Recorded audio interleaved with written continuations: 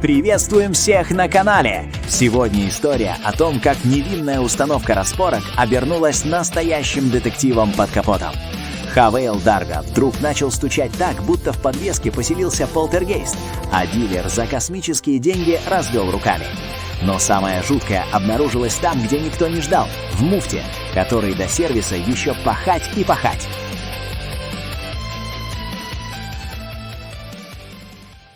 Расскажу о своем Хавейл Дарга. Сейчас у меня пробег 54 тысячи километров.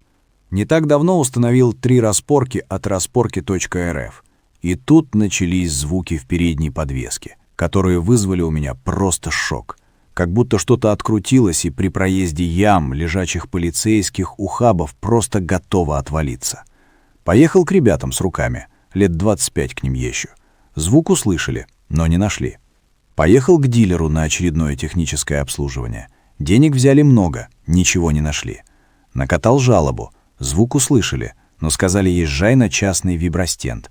Деньги за диагностику не вернули. Авторитет авто Владивосток, физкульт вам с приветом. Плохой сервис. Все через жопу и за очень дорого. Где вы нашли масло в редуктор за 12 500 за литр? И куда вы его льете, что даже не видно в заказ-наряде? Поехал на вибростенд. Звук себя проявил. Высказали предположение, что что-то случилось со стойкой, причем с обеими, и одновременно. Что именно, неизвестно. Приехал опять к своим знакомым рукастым ребятам. Сняли левую стойку, все разобрали. Пружину сняли, чашку и так далее. Все в порядке, поставили обратно. По ходу дела решили проверить масло в муфте Халдекс. Оказывается, ему полный конец, а до официальной замены еще 20 тысяч. Заменили это дерьмо с завода на новое, предварительно все промыв. Сетка засорена дерьмом каким-то черного цвета консистенции глины. Черт знает, как вообще полный привод работала. Так о чем я?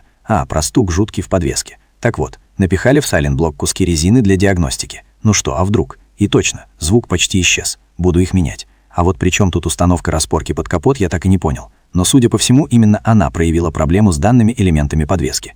Да, и чуть не забыл. Распорки — это вещь. Теперь без них не смогу. Снял одну для эксперимента, понял разницу. Но на следующую пятницу записался к своим рукастым ребятам. Будем думать и экспериментировать, что поставить вместо штатных сайлент-блоков и шаровых до кучи. Если вам дорого ваше время и нервы, жмите лайк и подписывайтесь.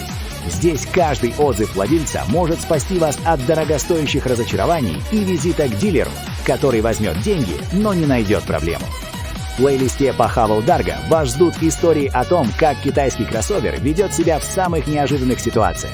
От зимних морозов до летних путешествий.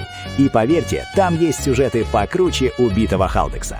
А пока думаете, стоит ли этот автомобиль своих денег, помните, сайлент-блоки — это только начало симфонии, и лучше узнать все ее части до покупки, чем после.